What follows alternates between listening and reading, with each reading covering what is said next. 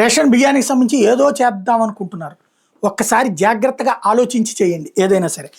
బియ్యం వద్దనుకుంటే కార్డు వెనక్కి ఇవ్వండి అన్నటువంటిది జ్యోతిలో రాసుకొచ్చారు. అట్లాగే బియ్యం బదులు పప్పులు ఉప్పులు ఏమన్నా ఇద్దాం అనుకుంటున్నారని ఈనాడు రాసుకొచ్చారు. అంటే ఏదో మంచి ఆలోచన చేయబోతున్నారు. Very good. నా సజెషన్ ఏంటంటే బాధ్యతాయుతంగా ఆలోచించండి. ఈ 2 దిక్కుమాలిన పత్రికను వదిలేయండి. వాళ్ళకి సగం అవగాహన ఉండదు. ఏది పడితే అది రాసేస్తారు. మనం చెప్పేది గ్రేట్ అనినో లేకపోతే తప్పనినో రాసుకురావడానికి ప్రయారిటీ ఇచ్చుకుంటారు తప్పించి ప్లానింగ్ లేదు. ఇవాళ రేషన్ కార్డుకి సంబంధించి ఆ భారం తగ్గించుకోవాలంటే బియ్యం వాడనటువంటి వాళ్ళకి సంబంధించి ఏదైతే వాళ్ళు ఎందుకోసం తీసుకుంటున్నారు, ఫీజు రియంబర్స్మెంట్, ఆరోగ్యశ్రీ, ప్రభుత్వానికి సంబంధించినటువంటి సంక్షేమ పథకాలు వాటికి వస్తున్నాయి. ఇక్కడ మీరు ఒక పని చేయండి. బియ్యం కావాలనుకున్న వాళ్ళు బియ్యం కార్డులు తీసుకోండి. అంతవరకు బియ్యం తింటామనుకున్నటువంటి వాళ్ళు.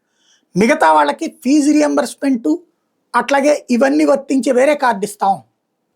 వాళ్ళకి బియ్యం ఒక్కటే వదిలేసుకోండి, ఈ కార్డు ఇస్తాం. మీ పసుపు రంగు వేయండి, లేదా పసుపు తెలుపు రంగు వేయండి.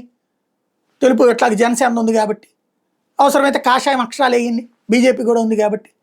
తద్వారా మీదైనటువంటి ఇంకొక కార్డును తయారు చేయండి. ఈ 1,50,00,000 రేషన్ కార్డుల్లో కనీసం ఒక 50,00,000 మందికి ఆ విధంగా తీసుకుంటారు.